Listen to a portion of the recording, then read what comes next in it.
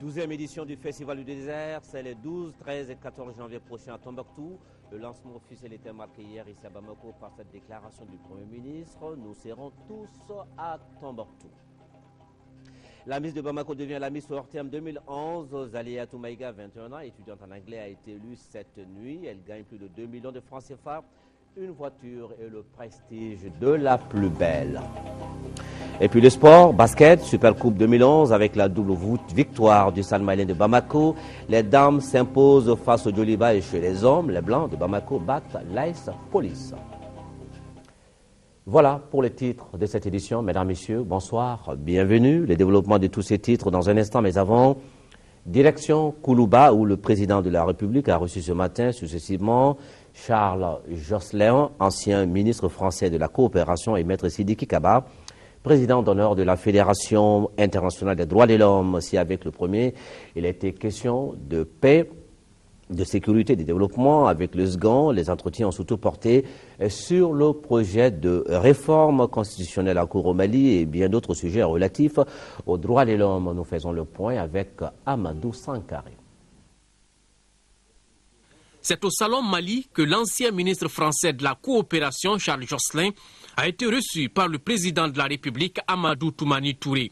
Présent au Mali depuis quelques jours dans le cadre des assises de la coopération décentralisée, l'ancien ministre français est venu rendre une visite de courtoisie au chef de l'État.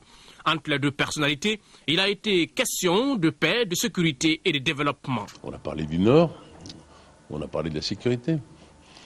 Et le président a longuement développé les efforts qu'il conduit pour créer une solidarité entre voisins pour s'attaquer à ce problème difficile. Nous avons un peu évoqué l'actualité. Elle est, en ce qui concerne en tout cas le calendrier électoral, un peu comparable au Mali et chez nous, puisque c'est presque le calendrier, à quelques jours près. Quand les Français ont choisi leur président, les Maliens sont sur le point de choisir le leur. Les réformes qui sont en cours, les réformes de l'organisation territoriale, de l'organisation judiciaire. Deuxième personnalité reçue cette fois-ci au Salon Massina par le chef de l'État, c'est Maître Sidiki Kaba, président d'honneur de la Fédération internationale des droits de l'homme. Là, les entretiens ont porté sur le projet de réforme constitutionnelle en cours au Mali, les textes relatifs à la peine de mort et bien d'autres sujets. Nous l'avons félicité pour le fait que le peuple malien, à travers l'Assemblée nationale, ait pu adopter un code consensuel. Nous avons par ailleurs soumis au président de la République nos préoccupations. C'est la question de la peine de mort. Le Mali est un État abolitionniste de fait.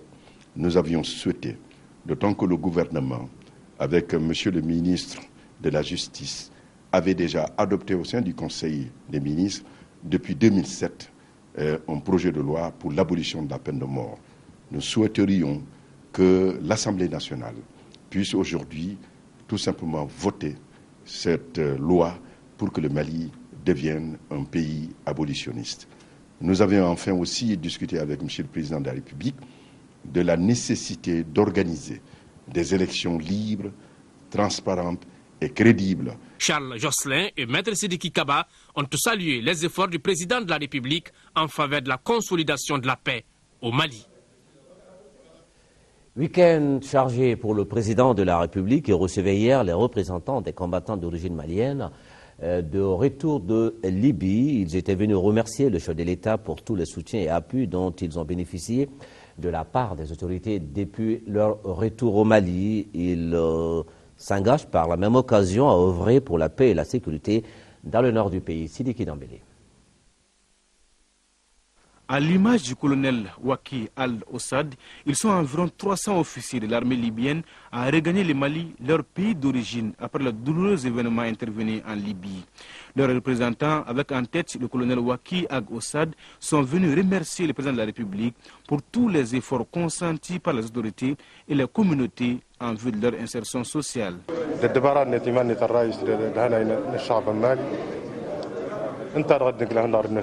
Nous sommes très heureux et très contents de la position dont on a trouvé notre communauté et qui suit exactement les calendriers et les programmes de l'État malien. Nous sommes revenus à notre pays pour l'aider, le soulager dans toutes les circonstances sécuritaires, développement, unité nationale, et nous sommes prêts à s'investir. Le colonel Ossad a réaffirmé au chef de l'État l'engagement de ses compagnons à œuvrer pour le développement harmonieux du Mali, un pays démocratique. C'est pourquoi, dira-t-il, je cite, nous nous mettons à la disposition de l'État avec tous nos moyens. En tout cas, on les a amenés, c'est pour aider et c'est pour faire quelque chose qui va arranger le Mali et non quelque chose qui va le détruire.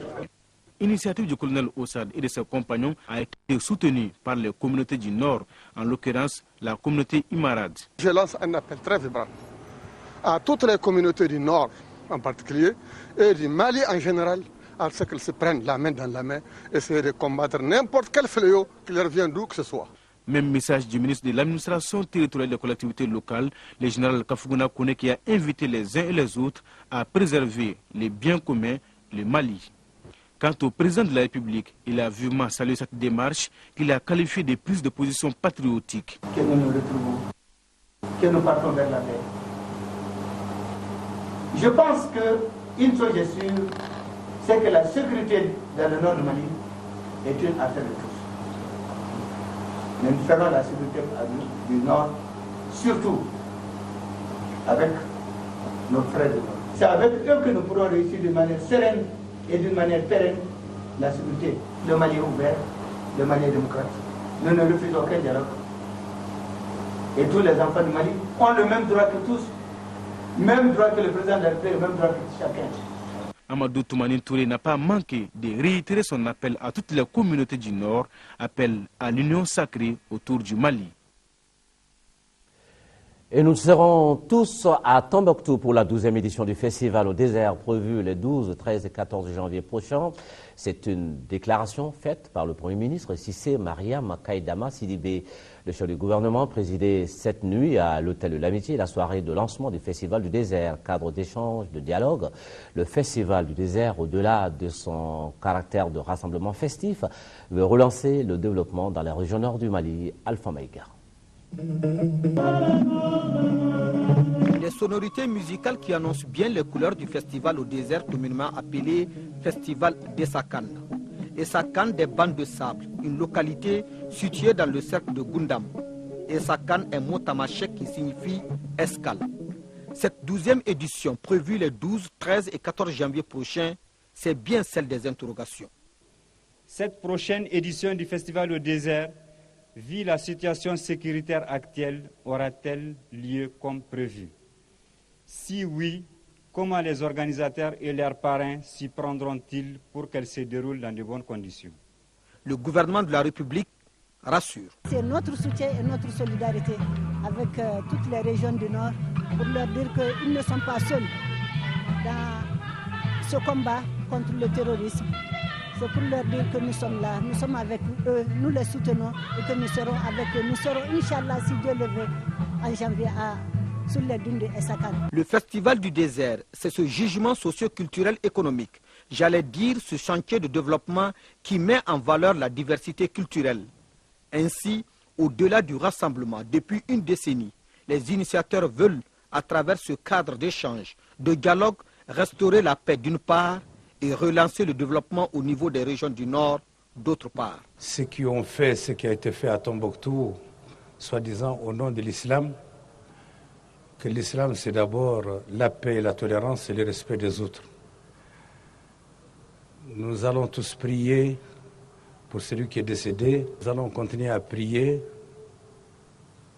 pour que tous ceux qui ont été enlevés et qui aujourd'hui sont loin de leur famille et de leur pays retrouvent la liberté et toute leur liberté. Le Nord doit vivre la paix et le Nord doit être laissé en paix par toutes les forces qui le tuent et qui l'accablent, qu'il s'agisse des bandes armées, qu'il s'agisse des terroristes ou qu'il s'agisse des narcotrafiquants. Le Nord ne peut pas être la propriété des forces hostiles à la paix et à la réconciliation nationale. En attendant Tombouctou, la fête a continué avec le concours de danse de Takamba, parrainé par Mme Aïdara Aïssata Sissé, dite Château, députée à l'Assemblée nationale. Et ce communiqué dans lequel le président du Haut Conseil islamique du Mali, au nom de la communauté musulmane, remercie très sincèrement le président de la République, chef de l'État, Amadou Toumani Touré, et le professeur John Kounda Traoré, président de l'Assemblée nationale, ainsi que l'ensemble des députés pour le vote du projet portant code des personnes et de la famille le vendredi 2 décembre 2011, suite à la seconde lecture du dit projet. Il s'agit de cette opportunité pour informer la communauté musulmane que le Haut Conseil islamique Mali entreprendra à son intention très prochainement une vaste campagne d'information et d'explication du contenu de ce code. Le président du Haut Conseil des collectivités convie l'ensemble des conseillers nationaux, la presse ainsi que le public à prendre part à la séance plénière de sa session, un cours qui se poursuivra demain lundi à 9h dans la salle de délibération de l'institution ex-primature. Le Mali célèbre demain lundi 5 décembre la journée internationale des volontaires. À cette occasion, le ministre de la Jeunesse et des Sports adresse un message aux volontaires dont nous vous proposons ici un extrait. Notre pays célèbre ce 10e anniversaire au moment où il enregistre des avancées significatives dans la promotion et la valorisation du volontariat national par la mise en place du Centre national de promotion du volontariat, CNPV, à travers l'élaboration d'un cadre législatif et réglementaire sur le volontariat. Aussi, faut-il rappeler les efforts consentis par le gouvernement, le PNUD, le programme des volontaires des Nations Unies, dans le cadre de la mise en place du dit centre et dans le déploiement du premier contingent des volontaires nationaux. Au Mali, les volontaires interviennent dans tous les domaines liés aux objectifs du millénaire pour le développement, notamment dans les secteurs de la santé, de l'éducation, de l'assainissement et de la lutte contre la pauvreté. Ces efforts seront soutenus et pérennisés sans nul doute par le Centre national de promotion du volontariat, dont les missions essentielles consistent à mobiliser les ressources humaines disponibles, à les utiliser comme volontaires et à apporter leur contribution au développement des collectivités territoriales et des organisations communautaires de base, de même que les organisations civiles dans les domaines des OMD et la lutte contre la pauvreté. Une fenêtre sur l'actualité à l'étranger, République démocratique du Congo. Une semaine après les élections, les résultats se font toujours attendre, mais la CENI promet que ce ne sera plus pour longtemps et annonce la date du 6 décembre prochain. Mais en attendant, des résultats sont mis en circulation par des parties prenantes aux empoignades électorales, et résultats qui n'engagent que leurs auteurs selon la commission électorale. C'est en bloc commun que l'opposition rejette les résultats partiels publiés par la CENI. Nous sommes en train de montrer à la CENI que les résultats qu'ils ont donnés sont des résultats fantaisistes et erronés. Donc ce que nous sommes en train de demander maintenant, si la CENI et si la communauté internationale, les observateurs, veulent bien préparer la journée du 6 décembre, c'est de revisiter tout ce que le pasteur Moulounda a dit hier. Les candidats dénoncent l'introduction de bulletins frauduleux dans les urnes et rendent la commission électorale responsable de cette tricherie. La tension a augmenté d'un cran depuis que la CENI livre les résultats partiels au goutte à goutte, province par province. Une décision prise après le piratage de son site internet. Les organisations dénoncent un manque de lisibilité. Ces résultats ne précisent pas d'où ils viennent. De quel centre il y a eu déjà dépouillement? Alors que le dépouillement est toujours en cours et que les critiques pleuvent sur les organisateurs, des chiffres fantaisistes circulent à Kinshasa. La diffusion des SMS a été suspendue jusqu'à nouvel ordre dans la capitale par le ministère de l'Intérieur pour éviter de semer davantage la confusion. À ce stade, un tiers des scrutins a été dépouillé. Les résultats partiels donnent le président sortant Joseph Kabila en tête devant l'opposant Étienne Tshisekedi. Le médiateur de la République, Django Sissoko, vient de prendre part aux travaux de la première Assemblée générale extraordinaire de l'Association des médiateurs des pays membres de l'UEMOA. C'était du 3 novembre au 2 décembre dernier à Dakar au Sénégal. Les médiateurs ont pris plusieurs résolutions, parmi lesquelles la nécessité pour eux de s'impliquer davantage dans la résolution des questions qui se posent aux usagers des services publics des pays de l'espace UEMOA. Et en marge de cette Assemblée générale extraordinaire, une session de formation des collaborateurs, des médiateurs a été organisée. Le thème de cette session de formation portait sur le cadre normatif en vigueur dans l'espace UEMOA et les pratiques au regard de la libre circulation des personnes et des biens, le rôle et la place du médiateur.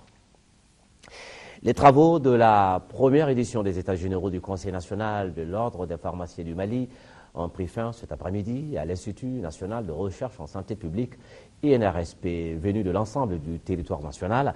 Les pharmaciens ont, pendant 3 jours, discuté des problèmes auxquels ils sont confrontés et proposé des solutions. Reportage Oumar Kouressi.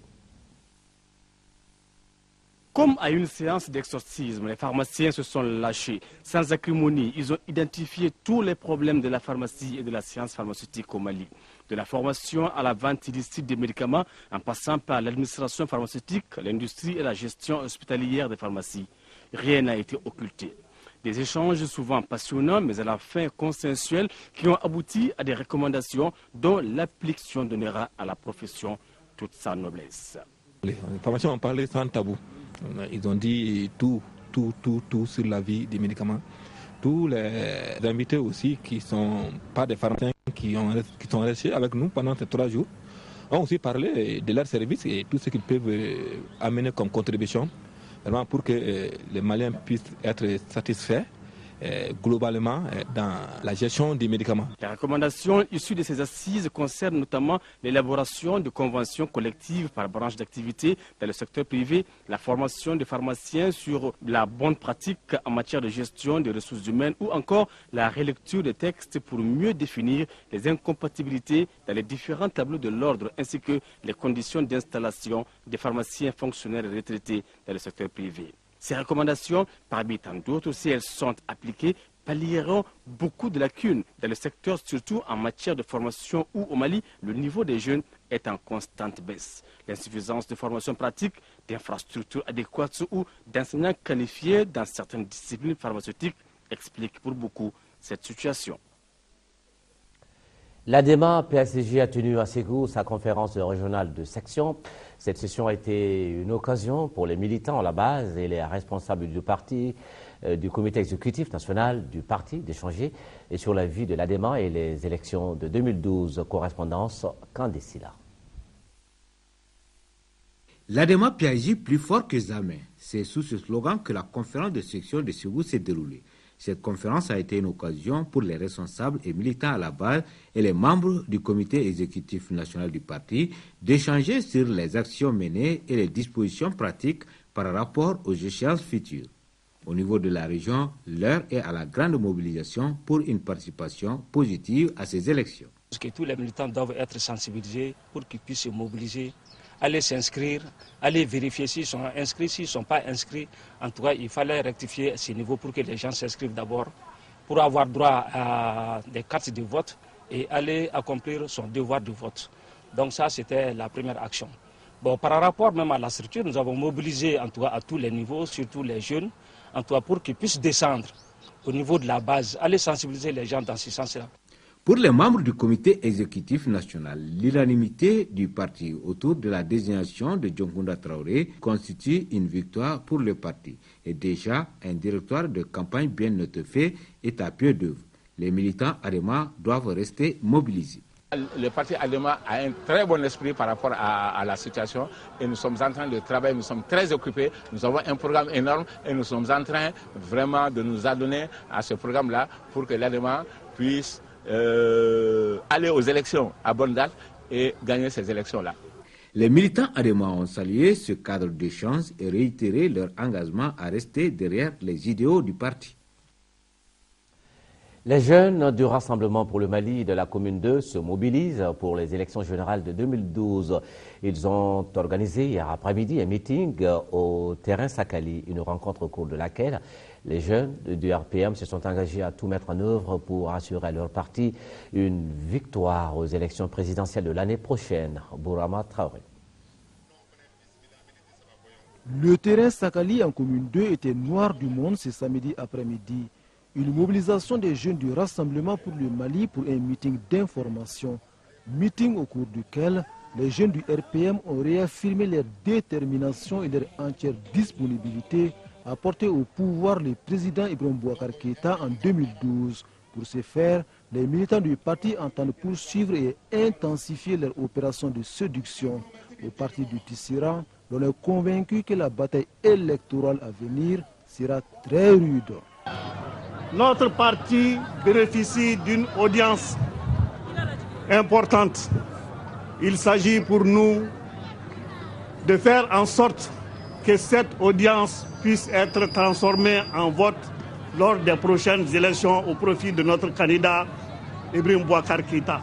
Pour concrétiser cet idéal, les maîtres mots s'appellent désormais unité, entente et mobilisation.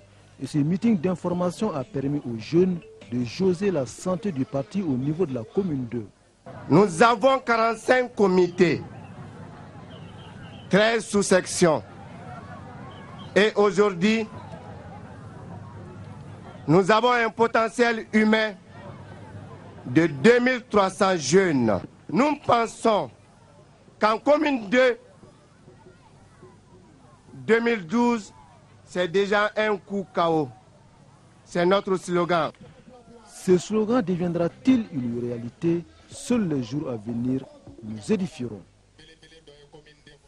Le club de soutien à Ibrahim Boubacar Keïta, président du parti RPM, Rassemblement pour le Mali, a procédé cet après-midi au lancement de ses activités. C'est à la faveur d'une cérémonie au cours de laquelle les responsables du club ont évoqué de nombreuses difficultés que connaît le pays, crise scolaire, corruption, délinquance financière, climat d'insécurité dans le nord du Mali pour trouver des solutions. Les membres du club fondent beaucoup d'espoir sur IBK, c'est pourquoi ils entendent faire une mobilisation de population pour le retrait des cartes d'électeurs. À marge de la rencontre annuelle de l'Association des municipalités du Mali, les responsables de l'Union pour la République et la démocratie URD ont rencontré cet après-midi au siège du parti à Badalabougou les élus du parti de la poignée de main. Cette rencontre avait pour but d'imprégner ces élus des ambitions du parti pour les élections présidentielles et législatives et le référendum de 2012. Reportage Abdrahman Maïka. Il s'agissait pour les responsables de l'Union pour la République et la démocratie URD, à travers cette rencontre, de partager avec les élus municipaux quelques-unes de leurs préoccupations. Ces défis concernent la vision du parti par rapport aux élections présidentielles, législatives et le référendum de 2012. Soumaïla va venir bientôt, je dirais même dans une semaine. Soumaïla sera parmi nous. Il sera là au Mali, il sera là parmi nous à l'URD et le combat va commencer. Je vous demande donc, quand il sera là, quand il ira chez vous pour vous parler, pour vous galvaniser, il faut que vous soyez prêts, que vous soyez à ses côtés. Les responsables du parti de la poignée de main restent convaincus que la réussite de ces élections dépend en grande partie de l'engagement et de la mobilisation des militants à la base. Raison pour laquelle le président de l'URD a invité les élus municipaux à se mobiliser et surtout à inciter les populations rurales à se faire recenser et à retirer leurs cartes d'électeurs. La Convergence pour le développement du Mali, CODEM, a rencontré ses maires au siège du parti, occasion pour les responsables de la CODEM d'imprimer une nouvelle dynamique au partenariat entre le parti et ses alliés. Les maires ont réitéré leur engagement à soutenir davantage les idéaux de la CODEM pour relever, disent-ils, le défi des élections de 2012. Brahima Kone.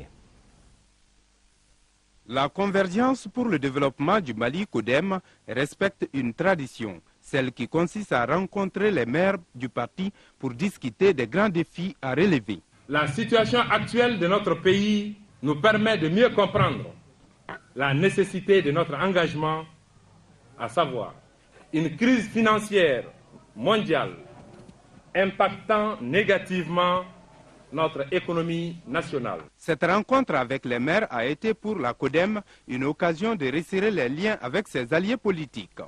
Il y a 3 ans, CODEM naissait et proposait à nos populations des valeurs de solidarité, d'union, magnifiées par la quenouille et par notre devise « Comptons d'abord sur nos propres forces ».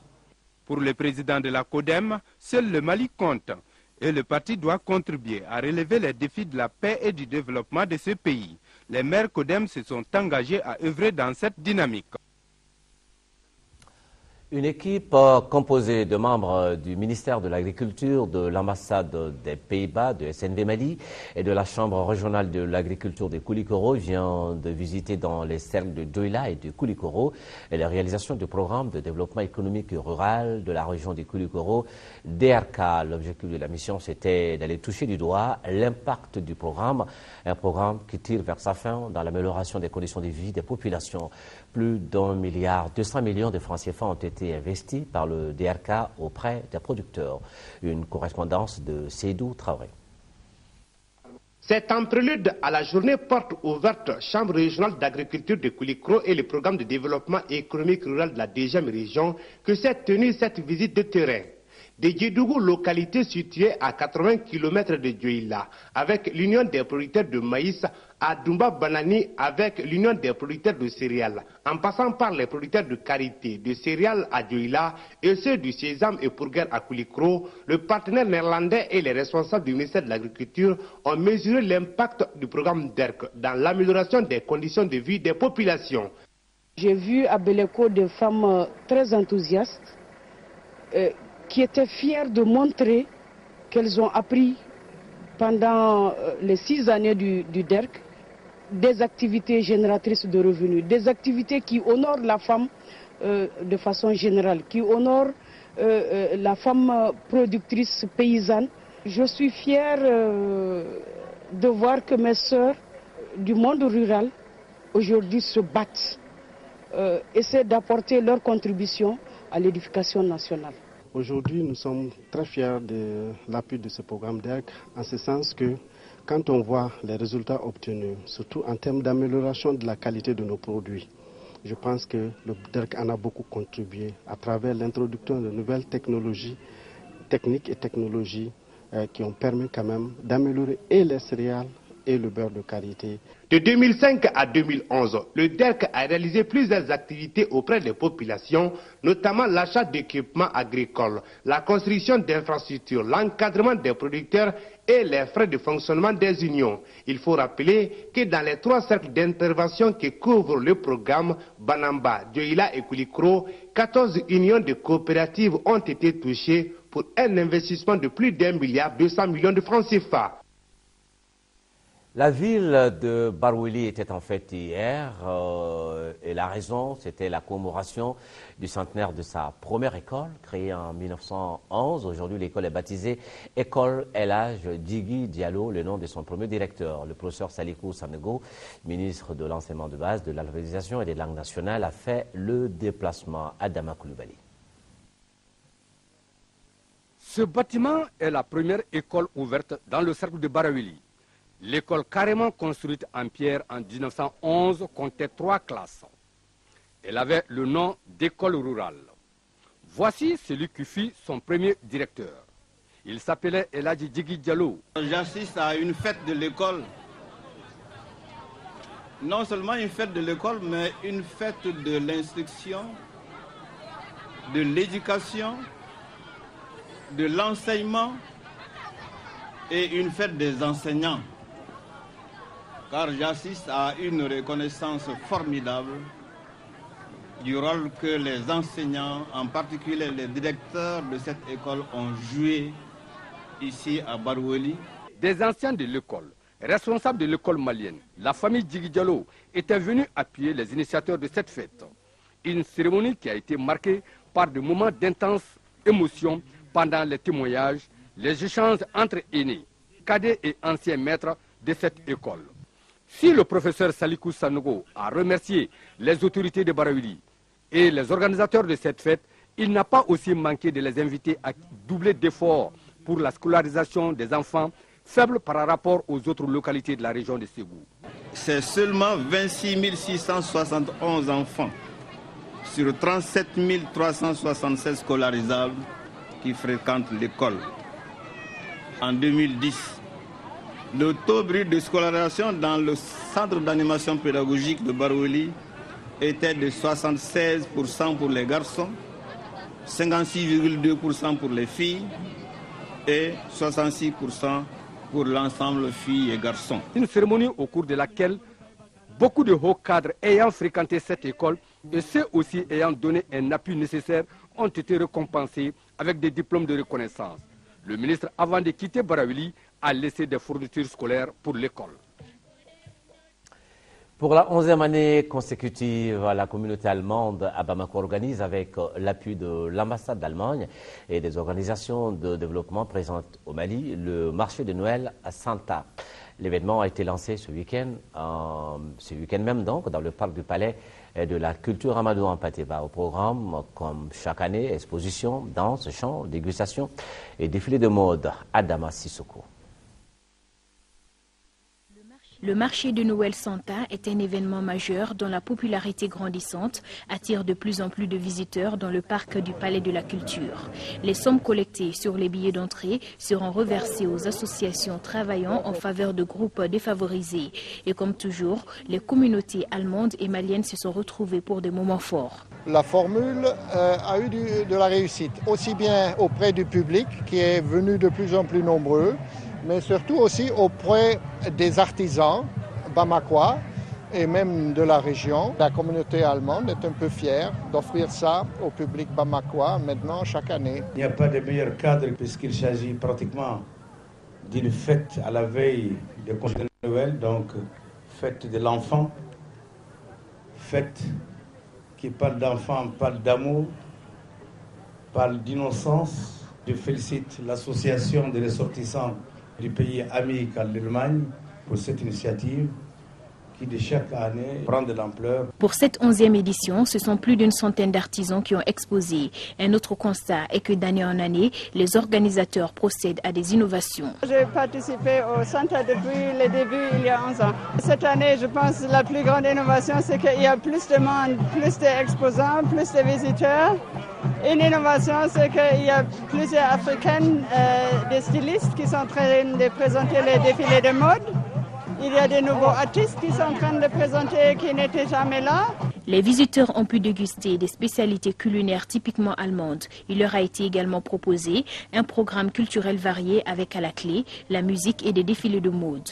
3 stylistes ont été retenus pour l'occasion. Une du Maroc, une de la France et une du Mali, Fadi Maïga, qui d'ailleurs a proposé au public sa collection intitulée Tradi Moderne. La conjugaison entre les deux laisse place à l'innovation.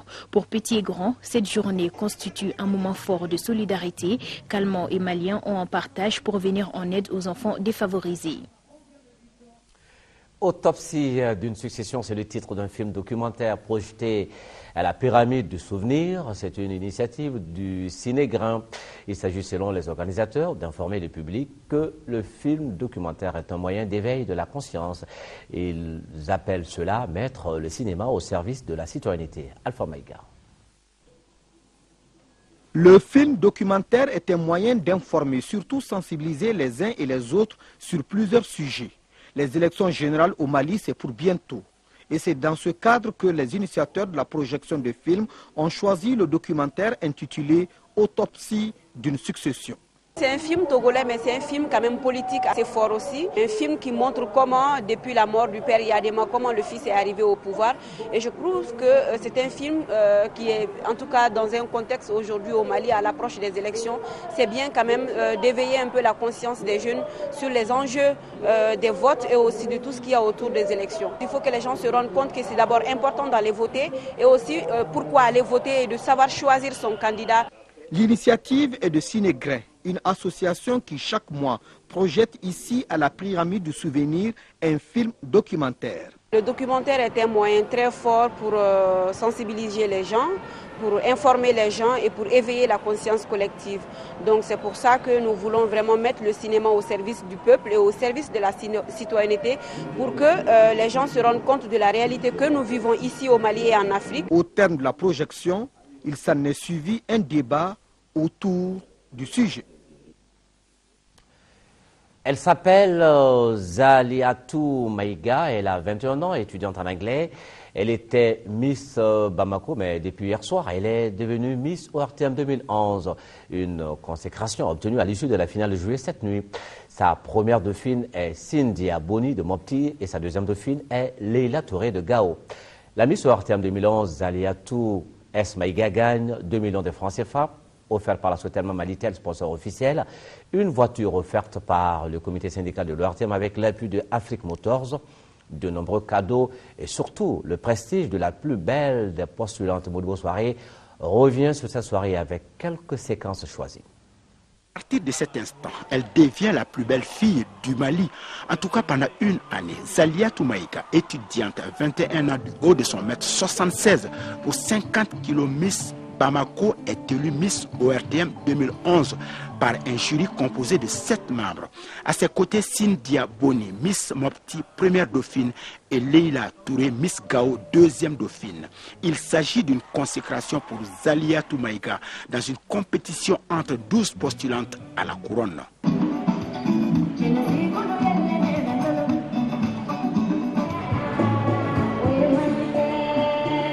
Exhibition de la grâce féminine, démonstration de la culture malienne dans sa diversité. Chacune des candidates à cette finale des nuits ORTM a su exporter ce qu'il y a de mieux dans son terroir. C'était un concours et malheureusement la chance n'a pas souri pour elle, mais elle reste importante pour moi parce qu'on va plus le voir à partir de demain. Cette année, je me battrai plus pour le jeune diplômé sans emploi et aussi pour les enfants mondiaux qui sont dans la rue et pour tous les mondiaux en général. À ce rendez-vous 2011, on a primé certes la beauté féminine, mais aussi et surtout d'autres savoir-faire comme l'éloquence des candidates, cela à travers une adresse au public.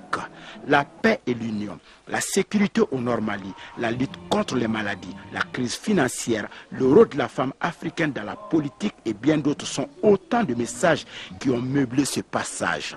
Outre sa couronne de Miss, Zaliatou a été gratifiée du prix de l'éloquence décerné par l'ORTM. Le prix de la meilleure tenue traditionnelle offert par Kafo Djigino est revenu à Fatoumata Kone de Sikasso. En plus de cette distinction spécifique, toutes les finalistes ont reçu des cadeaux de la part des partenaires, sponsors et autres mécènes de cette cuvée 2011 des nuits ORTM. Je félicite toutes les candidates qui se sont présentées depuis les éliminatoires dans toutes nos régions, dans le district de Bamako, au niveau de la diaspora en France. Je les félicite toutes et je les remercie. Je remercie également leurs parents parce que si elles se sont présentées, si elles ont osé, c'est parce que derrière elles, il y a certainement des parents qui ont accepté. Miss ORTM, c'est une mine pour détecter des talents. Ceux qui sont dans le domaine du tourisme, dans le domaine de la réception, chacun peut, selon ses besoins, avoir besoin des Miss parce qu'elles ont osé, elles ont du cran, elles savent affronter le public. Je pense que c'est déjà un bon point pour que les recruteurs éventuels, ceux qui cherchent des filles qui osent, eh bien, ces recruteurs-là peuvent véritablement avoir là une potentialité qu'il faut exploiter. La Miss a reçu la somme de 2 millions de francs CFA du sponsor officiel Sotelma Malitel. 500 000 francs CFA du ministère de la promotion de la femme.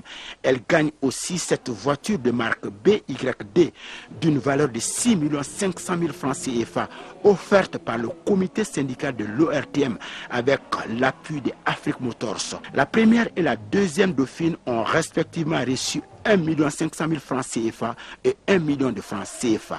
La manifestation a été agrémentée par l'inamovible Maurice Soumano et son ensemble. Une soirée soutenue musicalement par Baba Salah et Babani connaît toujours au rendez-vous de ORTM. Merci Modibo Soirée, félicitations à toutes les candidates et bravo à mademoiselle Zaliatou Maïga, 21 ans, étudiante en anglais. Miss Bamako, qui est depuis hier soir, Miss ORTM 2011. Et puis, ça n'est pas fini. La remise de l'ensemble de ces prix aura lieu le vendredi 16 décembre prochain. Ce sera au cours d'une autre soirée qui aura lieu à l'espace Bouna AC 2000 Amdalaï. Maintenant, le sport, basket. Les dames et les hommes du stade malien de Bamako qui ont remporté les trophées de la Supercoupe 2011. Hier soir, dans la salle Modibo Keïta, le stade dames a battu le Djoliba AC, tandis que chez les hommes, les Blancs de Bamako se sont imposés face à l'AS Police Kodjisibi. Ce classique stade malien de Bamako, Djoliba Athletic Club en dames, aura comblé les attentes, surtout au niveau du suspense. Le début des matchs augurait pourtant d'une soirée tranquille pour les stadistes, à l'aise dans les tirs devant une défense djolibiste aux abois. Pendant une bonne partie de la première période, la reine Djeneba Samake et ses coéquipières laissent les miettes aux djolibistes. Mohamed Salia Maïga remet ses troupes en selle à la mi-temps. Celles-ci reviennent avec une défense plus agressive et perturbent sérieusement le jeu stadiste. Mais les tripointeuses du stade malien profitent de quelques rares centimètres pour faire mal à 6,75 m. Le premier duel de la saison entre les concurrentes sérieuses est dans la poche du stade malien. Je crois qu'on était dans une dynamique depuis l'année dernière. C'est vrai que la saison a démarré il n'y a pas longtemps, les joueurs sont venus timidement à l'entraînement. Je pense qu'avec l'expérience acquise durant la saison écoulée et les données que nous avons mises en place avec les joueuses qui sont venues aux séances d'entraînement, je crois qu'on a pu rassembler quelques séances, quelques schémas pour avoir ce match-là. Ce qui n'a pas marché au Djoliba, c'est sur le plan défensif, les deux premiers cartons. On était en très mauvaise position défensive. Et ça a permis au stade de jouer un jeu extérieur. Parce que là, le stade d'aujourd'hui, ce n'est pas un secret qui se dévoile. Le stade n'est que l'extérieur. Ils n'ont pas de jeu intérieur. Et c'est leur force, c'était l'extérieur. Donc en première mi-temps, ils ont pu exploiter cet atout de fait. On était resté passif. Bon, en deuxième mi-temps, on a réglé, on a mis la pression sur les joueurs d'en haut. On est revenu au score, on a fait la parité. On a même mené. Maintenant, le reste, ça se joue sur un petit truc. Et on a perdu. Félicitations au stade. Chez les messieurs, match de revanche entre le stade malien de Bamako en blanc et l'AS Police. Les policiers avaient sorti leur adversaire en demi-finale de la Coupe du Mali. Les stadistes n'ont pas apparemment digéré cette défaite. D'entrée de jeu, les blancs envoient les rafales dans une défense de la police qui a du mal à se mettre en place. L'AS Police se retrouve un peu à l'approche de la mi-temps, mais les stadistes avaient fait chemin et mènent +8. Troisième acte de jeu, l'équipe de la police connaît ses moments de grâce. Mais le retard accusé ne pouvait pas leur permettre de jouer avec sérénité. Le stade malien profite alors de quelques cafouillages, surtout en défense, pour s'imposer sans grande pression 62-52. On s'est donné la main, on dit qu'on va défendre, on va gagner, on a gagné. C'est l'essentiel. Bon, on a essayé de jouer, on a travaillé, on a bossé.